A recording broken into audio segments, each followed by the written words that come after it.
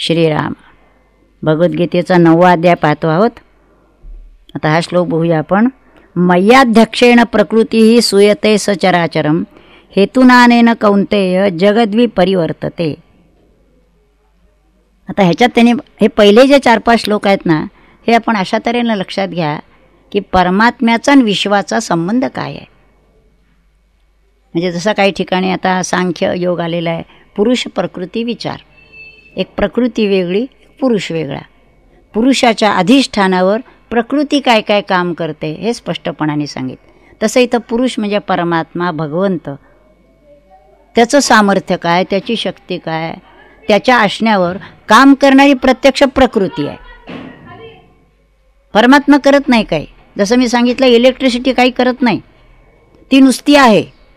मग ती पंख्यात गेली की पंख्यात फिरायला लागते, फ्रीजमध्ये गेले की गार करते, मग हिटरवर ठेवली की गरम करते. तिचं काम गार गरम करणं नाही, तिचं काम फक्त त्याला शक्ती पुरवणं. तसं परमात्म्याचं अधिष्ठान आहे आणि काम करणारी आहे प्रकृती. ही प्रकृती म्हणजे भगवंताचीच प्रकृती, पुरुषाचीच प्रकृती. म्हणजे पुरुष त्या प्रकृतीला आपल्या स्वाधीन करून घेऊन जे काही जगामध्ये काम करायचं आहे ते करतो. विश्वाची रचना करतो, जे जे काही गोष्टी घडत आहेत. आणि आपण सामान्य मनुष्य त्या प्रकृतीच्या अधीन होतो. प्रकृती आपल्याला फरफटत नाही, ते हा फरक आहे. नाही हो, आम्ही रागवायचं नाही असं ठरवलं होतं, पण माझा स्वभावच तापट आहे, गेला प्रकृतीच्या अधीन. म्हणजे जीव हा प्रकृतीच्या अधीन होतो आणि भगवंताची प्रकृती जी आहे ती प्रकृतीला आपल्या ताब्यात घेऊन भगवंत तिला हवं त्याप्रमाणे आपल्याला काम करून घेतो. हा दोन्हीत फरक आहे. आपण सुद्धा हळूहळू त्या प्रकृतीवर मात करून प्रकृतीच्या पलीकडे जायला पाहिजे, ही साधन आहे. बघा मी काय सांगते, त्रिगुणाची प्रकृती आहे.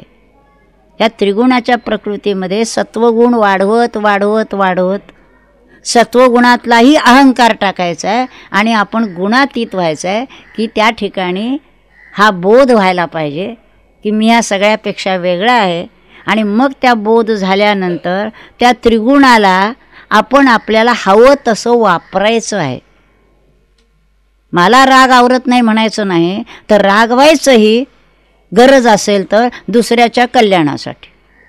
पण रागवून झालं की दिवसभर तापलेले असं नाही. त्याचं रागवायचं पुरतं रागवून झालं, संपलं. पुन्हा त्याला सांगायचं थोडं सांगितलं, पुन्हा मूळ प्रकृती शांत, बोधाची प्रकृती. आणि त्या प्रकृतीवरून आवश्यक तेव्हा त्या त्रिगुणांचा वापर करायचा.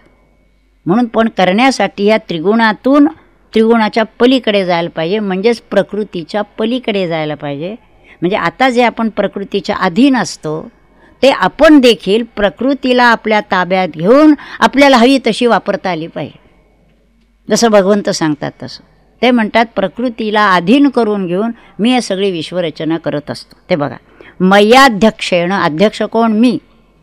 मी अध्यक्ष आहे. कुठली सभा चालायची म्हणजे अध्यक्षाच्या देखरेखीखाली चालते ना, तो जे म्हणेल त्याप्रमाणे. तर मय्याध्यक्षेण, माझ्या अध्यक्षतेखाली प्रकृती ही सूयते सचराचरम. हे चराचर विश्व जे आहे ते प्रकृती निर्माण करते. निर्माण करायचं काम प्रकृतीचं. घरात सुद्धा बघा ना, पुरुष नुसता असतो, जी प्रकृती आहे घरातली तिचे सगळे उलाढाली चाललेले असतात. हे पाहिजे, ते पाहिजे, हे आणायचं, ते आणायचं, हे सगळे व्याप कोण करतं? ती प्रकृती. पुरुष असतो नुसता. आता ती प्रकृती जर धीड असेल तर त्या पुरुषाला आनंद आहे, आणि ती प्रकृती जर व्याप करणारी असेल तर त्या पुरुषाला कटकट आहे. म्हणून पुरुष आणि प्रकृती एका ठिकाणी 13व्या अध्यायात आलेल्या आहे. अंबुली जोडे अंबुला खाये. अंबुलीचा सगळा व्याप आहे आणि अंबुला म्हणजे पुरुष शांतपणे जे काय असेल ते बघतो, सगळं करतो, कारण व्याप करणारी प्रकृती. तसं इथं बघा तुम्ही, मय्याध्यक्षेण प्रकृती सूयते सचराचरम हेतुनानेन कौंतेय जगद्वी परिवर्तते. आणि या प्रकृतीमुळेच हे जे काय चक्र चालू आहे सारखं जन्ममरणाचं, त्याला कारण पुरुष नाही आहे, प्रकृती. हे सांगितलं. आता पुढचा जो श्लोक आहे, अवजानंती मां मूढा. हे सगळं जे आहे ना हे मूढ माणसांना कळत नाही. आपल्याबद्दल म्हणतात हा, हे सगळं जे आहे ना चक्र ते अवजानंती, जाणत नाहीत. माम अवजानंती, मला कुणी जाणत नाही. मूढा, मूढ मंडळी आहेत. आणि का तर मी मानुषीम तनुमाश्रितम, मी मनुष्याचा वेश धारण करून येतो. भगवंत आहे तिथं, गोपाळकृष्ण बोलतायत. मी भगवंताचा वेश, भगवंत असून मी मनुष्याचा वेश धारण केलेला असल्यामुळे हे मूढ मला ओळखत नाहीत. भगवंताला ओळखलं का? शिशुपालाने ओळखलं, कंसाने ओळखलं लहानपणी, कौरवाने ओळखलं, धृतराष्ट्राने ओळखलं, कुणी ओळखलं? मूढा. गोपाळकृष्णाला सुद्धा ओळखणारी 2-5 मंडळी, रामचंद्रांना ओळखणारी 2-5 मंडळी, बाकी ओळखलं नाहीत कुणी. नावजानंती माम मूढा, मूढ मंडळी मला ओळखत नाहीत, कारण मी मानुषीम तनू, मनुष्याचा आकार धारण केलेला असल्यामुळे ते मला ओळखत नाहीत. परमभावम अजानंतो, आणखी कसा आहे, माझा परमभाव, माझं अस्तित्व जाणवत नाहीत. मम भूत महेश्वरम, वस्तुतः या भूतांचा महेश्वर मी आहे. सर्व भूतमात्रांचा ईश्वर असलेला मी, माझा परमश्रेष्ठ भाव, मी मनुष्याचा देह धारण केल्यामुळे मूढ मला ओळखत नाहीत. सर्व लोकांची ही स्थिती आहे. संत होऊन मी तर म्हटलं त्याप्रमाणे संत असेपर्यंत त्यांना कोणी ओळखत नाही. नाही तर ज्ञानेश्वर महाराजांचा छळ का झाला असता, तुकोबांचा का झाला असता, नाथांचा कुचरोटा, समर्थांच्यावर किती व्याप का झाला असता जर ओळखलं असतं कुणी तर. पण संतांना ओळखत नाही, भगवंतांना ओळखत नाहीत. आणि मग पाठीमागनं त्यांचे मोठे गोवाडे घालतात, समाध्या स्थानं होतात, तिथं पैसे खूप जमवतात, त्यांच्या नावावर एक्सप्लॉयटेशन यांचं पोटभर चालतं पाठीमाग. तिथं कोणी मग ध्यान करत नाही, साधना करत नाहीत. महाराज आरत्या ओवाळायचे, पैसे जमवायचे, पेट्या ठेवायच्या. ते महाराज देखील कपाळाला हात लावत असतील की काय ह्यांना शिकवलं आणि हे काय करताय. सगळ्या ठिकाणी हीच परिस्थिती आहे. त्याचं कारण संत गेले की पाठीमागून एकही व्यक्ती त्या पातळीची नव्हे, त्याच्या जवळपास जाणारी देखील असत नाही. मग त्यांच्या नावावर घी शक्कर लड्डू चाललेलं आहे, यांचं जोरात चाललेलं आहे काम सगळं. अशी परिस्थिती आहे. आता पुढचा जो श्लोक आहे तो तेच त्याने म्हटलं आहे की ही अशी मंडळी जी न ओळखणारी आहे, त्याच्याबद्दल त्यांनी म्हटलं आहे बघा. मोघाशा मोघ कर्माणो मोघ ज्ञाना विचेतसा. दुःखाने भगवंत म्हणतात शेवटी, किंवा चिडून म्हणतात, काय करावं या लोकांना, ओळखत नाही. मोघ आशा, आशा सारखी आशाच असते आपली, व्यर्थ आहे म्हणतात. आपण सारखं बघा ना, आशा धरूनच आहोत. मला जे आहे अरे सगळं मिळालं ना, तो नाही, अजून हे पाहिजे, अजून हे पाहिजे. म्हणजे कधीही मुली जरी विचारलं, बच्चा तुला काय पाहिजे, तर असं काही तोंडात नाही, प्रभू सर्व आहे, तुझ्या कृपेने सर्व आहे, आता मला फक्त तू पाहिजेस, असे शब्द आपल्या मुखातून येतात का बघा. तसं नाही हो, मला ते हे कमी आहे जरा. पूजा केली, स्वामी म्हणायचे, पूजा केली की ही लॉंग लिस्ट आपली. भगवंता ते मुलाचं बघा, भगवंता ते मुलीच्या सासरचं बघा, ते अमक्याला मुलीला मूल होत नाही आहे, ते अमक्याला अमकं होत आहे, तो अमका आजारी आहे. ते भगवंताला थरका पडत असेल, हात जोडले यांनी की आता काय काय मागतो कुणास ठाऊक. हे का मागत बसायचं भगवंताजवळ. उद्या भगवंत येऊन उभे राहिले आणि विचारलं तुम्हाला काय पाहिजे, तरी आपण हेच काहीतरी सांगणार. घर बांधायला काढलाय तेवढं पुरं करून घ्या, नवीन गाडी घ्यायची म्हणतोय तेवढं जरा बघा आमच्याकडे. काय बघायचं तुझ्याकडे, ती गाडी उलथेल एका दिवशी तेव्हा कळेल तुला ते कसलं काय घेऊन बसलाय. मागायचं मागायचं मी नेहमी सांगते तर तुम्हाला एकच मागायचं, मला प्रभू तू पाहिजेस, बाकी सगळं जग इकडं उलथलं तरी चालेल मला. आणि म्हणून समर्थाने म्हटलंय, देवाच्या सख्यत्वासाठी पडावया जीवलगांसी तुटी, सर्व अर्पावे शेवटी प्राण तोही वेचावा. जर त्यांनी तुझा प्राण मागितला, घे की, तो जायचंच आहे कधीतरी. तो घेऊन जर मला तू मिळत असशील तर प्राण काय घेऊन बसलास, कुशाल घेऊन जा, मला तुझ्याशी मिळू दे बस. इतकी तयारी आहे का आपली, इतका प्राण आपला कळवळून निघतोय का. रात्री सुखाने पोटावर हात फिरवीत झोपतो आपण. झोपताना कधी अशी तळमळ वाटली का प्रभू, संतांना जशी वाटायची, प्रभू आजचा दिवस गेला, अजून भेट झाली नाही. गुरुदेव रानडे यांचे म्हणत असतं ना, सगळी त्यांची उशी भिजायची, इतका आर्तता येते, त्या विलक्षण आर्तता. आणि आर्तते वाचून भगवंताची भेट नाही कधी. खाता पिता आपला आरामात नुसतं श्रीराम श्रीराम, श्रीखंडाची वाटी श्रीराम श्रीराम असला नाही भगवंत भेटत.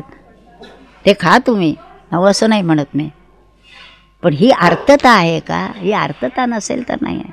म्हणून इथं म्हणतात मोघ आशा मोघ कर्माणो. अशा माणसांनी केलेली सगळी कर्म देखील मोघ आहेत, व्यर्थ आहेत, फुकट आहेत. मोघ ज्ञाना, त्यांचं जे ज्ञान आहे ना, अमका शिकला तमका शिकला एवढा मोठा झाला, मोघ ज्ञाना, सगळं वाया गेलेलं आहे. विजय तसा सगळे जे आहे हे विजय तसा म्हणजे अज्ञानी लोकांचं सगळे फुकट आहे. कारण काय? राक्षसीम आसुरीम प्रकृती. त्यांची प्रकृती कशी आहे? सात्विक प्रकृती नाही आहे, राक्षसी आसुरी प्रकृती आहे. आणि त्यामुळे ते मोहित झालेले आहेत. म्हणून पुढे जे येतं ना, एक दैवी प्रकृती आणि आसुरी प्रकृती असं गीतेमध्ये पुढे अध्याय येतो. तर त्या आसुरी प्रकृतीचं वर्णन जे केलं आहे त्याप्रमाणे मीच काय तो सगळे माझ्या ताब्यात पाहिजे. हल्ली जे दिसतं ना आपल्याला तेच सगळं वर्णन केलं आहे. ते जोपर्यंत तुम्हाला वाटतं आहे ना तोवर परमेश्वराच्या प्रांतामध्ये प्रवेश नाही. परमेश्वराच्या प्रांतात प्रवेश असला तर दैवी गुण मिळायला पाहिजे, दैवी संपत्तीचा आश्रय केला पाहिजे. ही बाहेरची संपत्ती जी आहे ना, रुपये आणि पैतली, या पैचा उपयोग ह्या ठिकाणी काहीही नाही. ती असू नये असं नाही, असावी, पण त्याचा अहंकार येतो, एक प्रकारचा मद येतो, मस्ती येते, अशी नाही उपयोगी. ते जे आहे ते परमेश्वराच्या कृपेनं मला मिळालेलं आहे, ते योग्य कारणासाठी मी वापरणार आहे.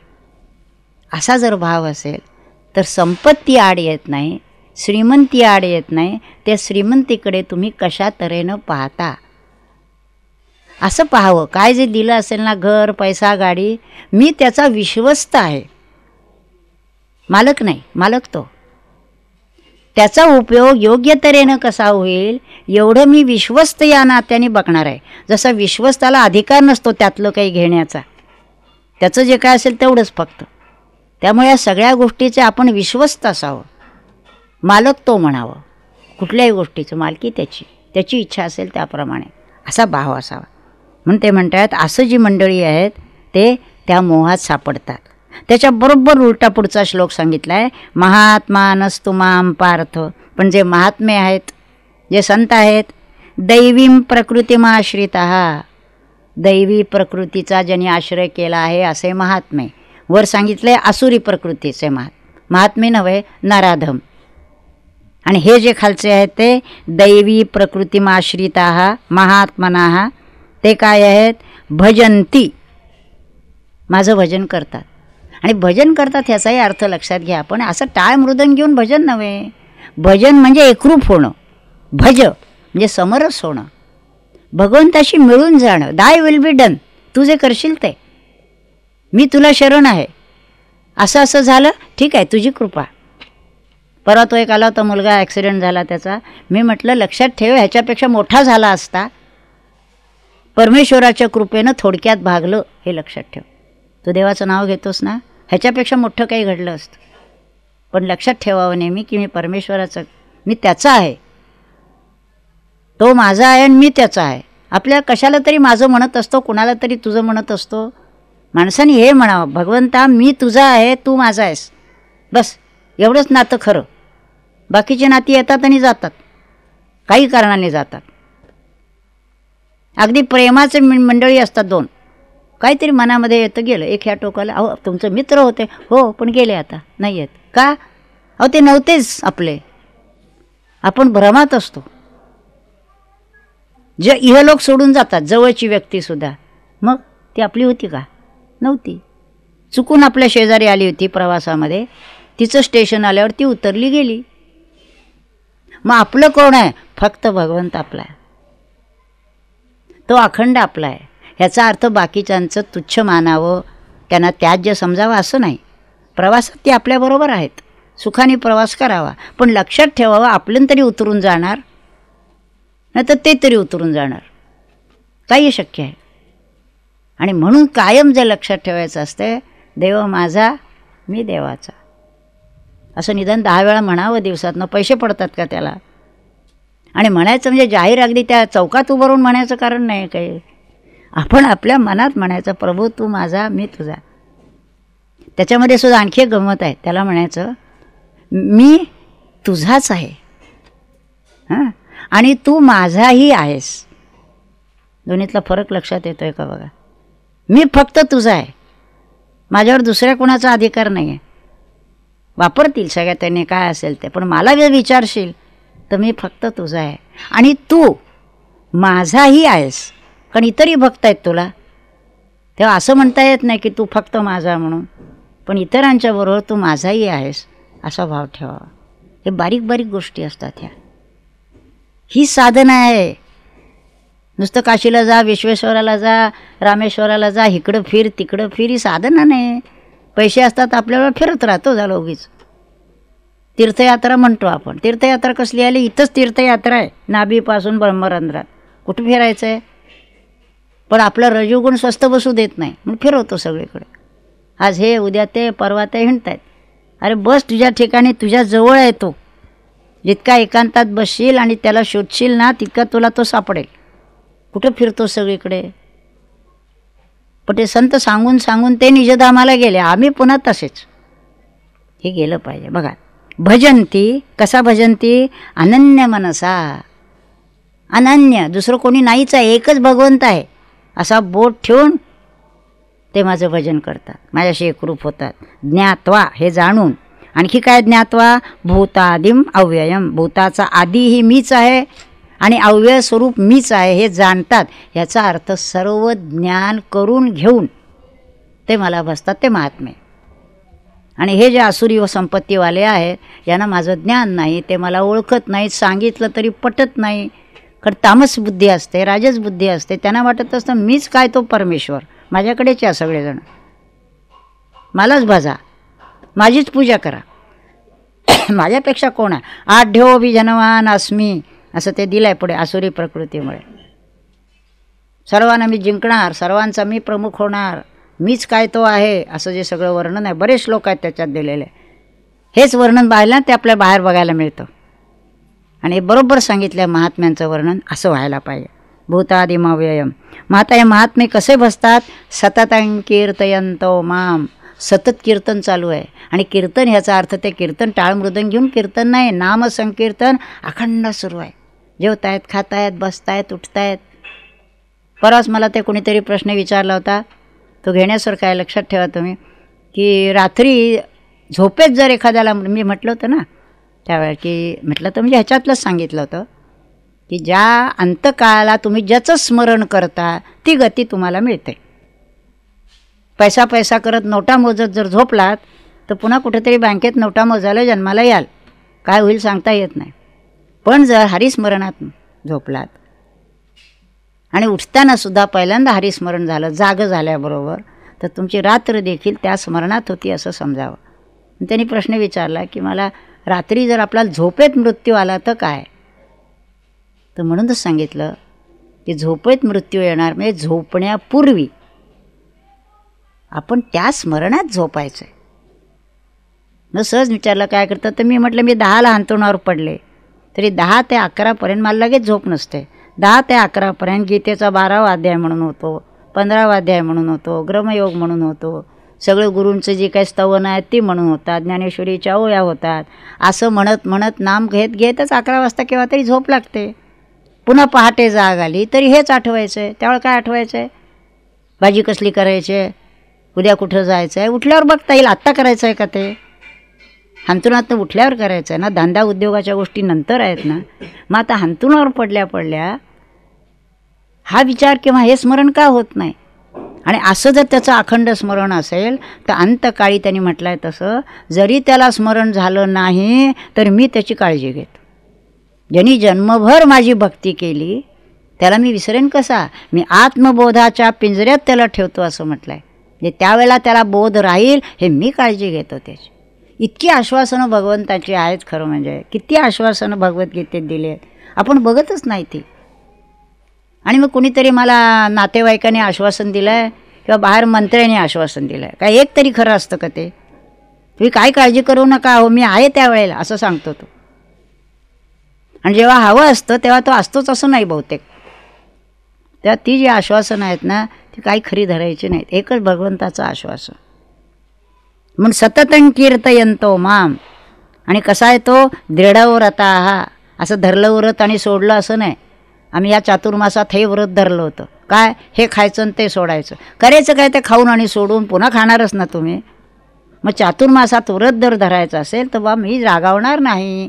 क्रोध टाकला, कामना टाकली, मत्सर टाकला, असं व्रत घ्या ना काहीतरी. आणि सकाळपासून संध्याकाळपर्यंत बघा की आपण किती वेळा रागावलो. 50 वेळा का 40 वेळा. क्षणाक्षणाला आपण रागावलो का काय. का बघितली वस्तू की ही मला हवी असं वाटलं तुम्हाला. आहे घरात पुष्कळ, पण तरी देखील पाहिल्यावर हां ही असावी असं वाटलं का. मत्सर वाटला का बघा त्याच्यामध्ये. हे गोष्टी सोडायच्या आहेत. उगीच गहू सोडला आणि तांदूळ सोडला. आम्ही काशीला गेलो सफरचंद सोडला. मिळतच नाही. आता मिळालेले सोडून द्या. पण लोक सांगायचे मिळतच नाही जी वस्तू ती तर सोडली. करायची काय सोडून. पुन्हा मिळाली का खाणार तुम्ही. असलं नाही सोडायचं. पण काहीतरी आपण ना असं चमत्कारिक करून ठेवलं आहे सगळं. धर्म काय सांगतो, काय गीता सांगते ते सोडून नाही. म्हणून दृढ व्रत, एकदा व्रत घेतलं ना कायम ठेवायचं. आणि यतंतः म्हणजे प्रयत्न करणारा.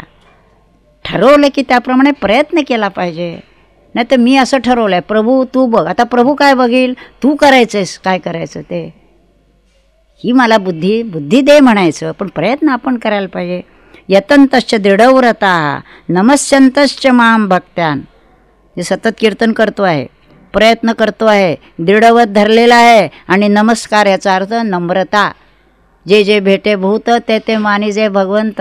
प्रत्येकाकडे बघितल्यानंतर भगवंताचं स्मरण होत आहे. त्याला अगदी लगेच लोटांगणी जायला नको. मनोमन.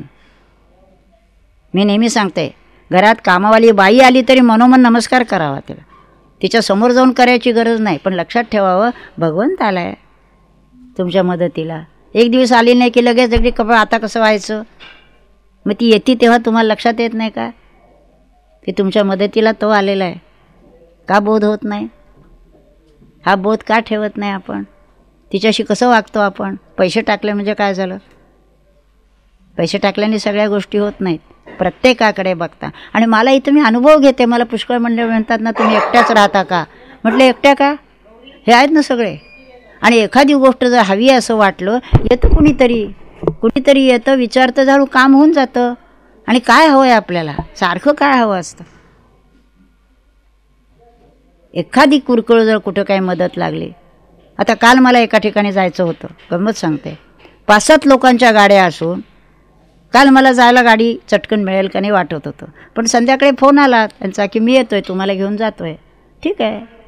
मी म्हटलं आला तर जायचं, नाही आला तर नाही जायचं, संपलं. ते आले मला घेऊन गेले. कार्यक्रम झाला. त्यांनी घरी आणून पोचवलं. आता माझ्या हाताखाली 3 चाकी गाडी तरी आहे का सांग मला, सायकल. पण जर का ते तुमचं काम योग्य असेल ते माणसं येतात, ते करतात, सगळं काही होतं. कारण वर्णसूत्र असतात ती. तुम्ही भगवंताचं काम करताय ना. उच कुठेतरी लग्नाला जायला निघालेलं नाहीत तुम्ही. काहीतरी योग्य काम होतं. तिथं आम्ही गेलो. पुस्तकं त्या सगळ्यांना दिली. 30 मंडळी होती. 2-4 लोकांशी बोलणं झालं. त्यात आल्यानंतर मी म्हटलं हे काम आपलं होतं तेवढं आपण करून आलो, संपलं. तुम्ही प्रत्येक गोष्ट करताना हेतू काय आहे हे लक्षात ठेवा. स्वार्थाचा हेतू असेल भगवंत तुमच्याकडे ढुंकून बघणार नाही. तुमचं तुम्ही करा काय करायचं. परमार्थाचा हेतू असेल अनेक अंगाने तो तुम्हाला मदत करेल. पण त्यात स्वार्थ असता कामा नये जरासुद्धा. हे लक्षात घ्याल. म्हणजे इथं त्यांनी म्हटलं महात्मे कसे बसतात. नमस्यंतश्च. नम्रता हे लक्षण आहे मुख्य. म्हणजे आत्मविश्वास पाहिजे. पण छाती अहंकाराची छाती असती ती लक्षात येते. तो बोलतानाच मुळे असा ताठ असतो. असं नाही. दिलेलं काम आत्मविश्वासाने करावं. पण अहंकार असता कामा नये. तो माझ्याकडनं करून घेईल. मी जिद्दीनं प्रयत्न करणार आहे पण शक्ती त्याची आहे. सारखा बोध पाहिजे. त्याच्या शक्तीनं काम होत आहे. साधा विचार करा. तुम्ही चालता बोलता हे ती आत तो आहे म्हणून न बघता, तो आत आहे म्हणून ऐकता ना. तो जर नसेल आतमध्ये तर त्या देहाचं काय संपलं. मग प्रत्येक वेळेला त्याचं स्मरण का होत नाही. डोळ्याने पाहत असताना आत तो आहे ना म्हणून पाहतो आहे. जेवत असताना तो आत आहे ना. त्या जिभेवर तो आहे म्हणून त्या जिभेला चव आहे ना. नुसती जीभ काढून ठेवली आणि त्याच्यावर गुलाबजाम ठेवला त्याला चव आहे का. खाईल का सांगा मला. आत ते चैतन्य कणाकणातून भरलेलं आहे. त्याचं भान आहे का आपल्याला. बघा विचार करा. प्रत्येक शरीरामध्ये प्रत्येक गोष्टीमध्ये ते चैतन्य आहे ना भरलेलं. म्हणून आपण काम करतो आहे. मग स्मरण करायचं म्हणजे अगदी मोठं काही माळ घेऊन समारंभ पडून बसलं पाहिजे असं नाही आहे.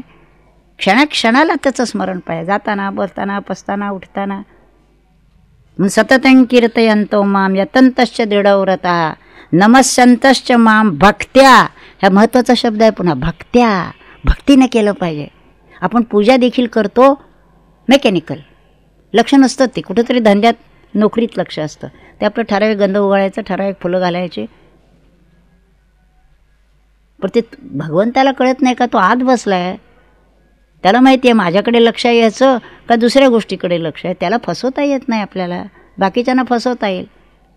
ते काल एक जण म्हणाले 2 तास ध्यान कर, 2 तास पूजा करतो म्हणले. म्हटलं मग 1 तास पूजा करा आणि 1 तास ध्यान करा. त्यापेक्षा ध्यानात आपल्याला त्याच्याशी एकरूप व्हायचं आहे. ते न करता नुसती 2 तास ध्यान, काही 2 तास शक्यच नाही इतकं तुमचं भगवंताकडे लक्ष राहणं. तर पण मध्येच तुम्ही कुणावर तरी ओरडणार, कुणावर तरी खेकसणार, आणखीन 2 कामं कोणाला तरी सांगणार, मध्येच फोन घेणार, सगळं चालू असतं पूजा करत असताना. शक्यच नाही 2 तास पूजा आपली निर्विघ्नपणे चालली आहे म्हणून. त्यामुळे ही फसवणूक नाही उपयोगी. आत पाहिजे नमस्यन्तश्च माम भक्त्या. आणि भगवंताने नेहमी सांगितलं आहे प्रेमळाचं साकडं म्हटलं आहे. ह्याचा अर्थ भगवंत भावाचा भुकेला आहे, बाकी तुम्ही काही केलं नाही. म्हणून पुढे सुद्धा आता आहे की पत्रम पुष्पम फलम तोयम यो मे भक्त्या प्रयच्छति. नुसतं पान दिलं तरी चालेल, भक्ती आहे का त्याच्यात? आम्ही मारे साज शृंगार, त्यानं एवढा मुकुट लावला इतक्या लाखाचा, किंवा एवढ्या ह्याचे हार त्याला दिले, त्याचंच मोठेपण किती ह्याचं घातलं. हे संतांनी कुठं कुणाला हार घालायला गेले होते, सोन्याचे हिऱ्याचे. त्यांनी भाव दिला, भक्ती दिली. आणि भक्तीच भगवंताला पाहिजे. तुमचं अंतःकरण त्याला दिलं का? ते दिलं नसेल तर बाकीच्या गोष्टीचा हा नुसता शो आहे, त्याला अर्थ नाही काय. भक्त्या प्रयच्छति. तसं नमस्यन्तश्च माम भक्त्या. आणि नित्ययुक्ता, अखंड युक्त आहे, एकरूप झालेला आहे. उपासते. उपासना करताना तो मी एक आहोत. सहा अहम. तो श्रीराम म्हणताना मीच आहे तो, मीच आहे तो. अशा भावाने तुम्ही त्याची उपासना करता का? म्हणून गीतेतला सुद्धा प्रत्येक शब्द घेऊन आपण विचार केला पाहिजे. म्हणून हितं जे आहे म्हणजे कसे महात्मे असतात आणि कसे भजतात, हे इथपर्यंत हा अगदी एक महत्त्वाचा भाग आहे. आता पुढचे जे काही श्लोक आहेत ते आणखीन कोण कशा प्रकाराने भजतं ते त्यांनी सांगितलं. ज्ञानयज्ञेन चाप्यन्ने. कोणी ज्ञानयज्ञानी जातात. म्हणजे भक्तीमध्ये सुद्धा आपण म्हणतो काही ना बहुत पटकन ज्ञानाच्या अंगाने होतो. ज्ञानेश्वर महाराजांनी किती साधना केली? नाही केली, मुळातच ते ज्ञानी होते. काहींना साधना करावी लागली. तर काही म्हणे ज्ञानयज्ञेन चाप्यन्ने यजंतो माम उपासते. कुणी ज्ञानयज्ञाच्या अंगाने माझी उपासना करतो, एकत्व भावाने, तोच मी आहे अशा भावाने उपासना करतो. एकत्वेन पृथक्त्वेन बहुता विश्वतो मुखम. म्हणजे एकच आहे अशा भावाने आहे. अनेक आहे पण अनेकामध्ये पुन्हा एकच आहे. लक्षात असं घ्यायचं, अनेक जरी प्रकृतीच्या अंगाने आपल्याला दिसले तरी त्या अनेक प्रकृतीमध्ये एकच परमात्मा भरलेला आहे, हे पक्क ठेवलं पाहिजे लक्षात. प्रकृती भिन्न आहे, स्त्री आहे, पुरुष आहे, अगदी मुंगी माशी आहे, हत्ती आहे, वाघ आहे, सिंह आहे. गंमत म्हणून बघा केव्हा तरी टी व्हीवरती तो एक कुठला तरी चॅनल आहे बघा, मला कुठलाही माहीत नाही, त्याच्यावर ते सगळे प्राणी दाखवतात बघा. मी केव्हा केव्हा बघते त्याच्याकडे आणि गंमत अशी वाटते. तो साप दाखवतात केवढा मोठा, तो हत्ती दाखवतात, निरनिराळे प्राणी, त्या सगळ्यामध्ये एकच चैतन्य भरलेलं आहे. मग असं वाटतं भगवंता किती रूपं घेतोस तू?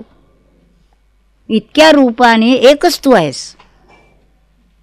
म्हणजे ज्याचं त्या अधिष्ठानाकडे लक्ष जातं त्याला असं वाटतं की एकच तर भगवंत आहे सगळ्या ठिकाणी. पण इतकी रूपं घेतल्यामुळे बाहेरच्या बाजूने आपण तो साप दिसला की घाबरतो, मोर दिसला की बरं वाटतं, पण एकच तो आहे. म्हणून रामातला राम पाहायचा तसा रावणातलाही राम पाहता आला पाहिजे. त्याला लांब ठेवा तुम्ही, तुमच्या प्रकृतीला नको म्हणून दूर ठेवा, पण लक्षात असं असावं की तोही रामच आहे. एकच परमात्मा अनेक अंगांनी नटलेला आहे.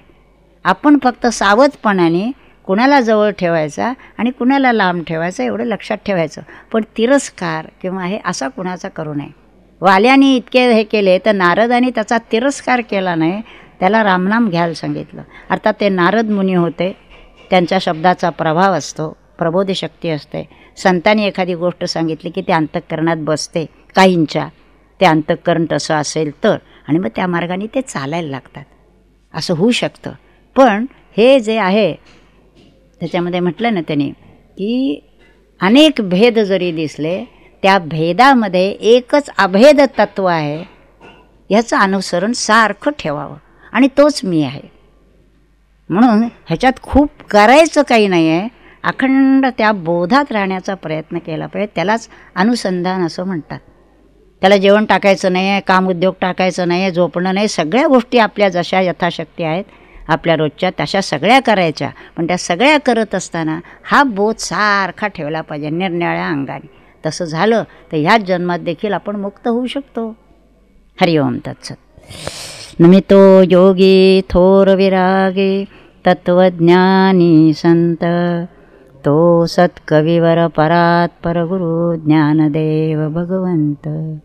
ओम ओम ईशावास्यमिदं सर्वं यत्किंच जगत्यां जगत्, तेन त्यक्तेन भुञ्जीता मा गृदकस्य स्वित्तनम्. ओम शांती शांती शांती. हरी हरी. तुमच्यामुळे माझा अभ्यास होतो.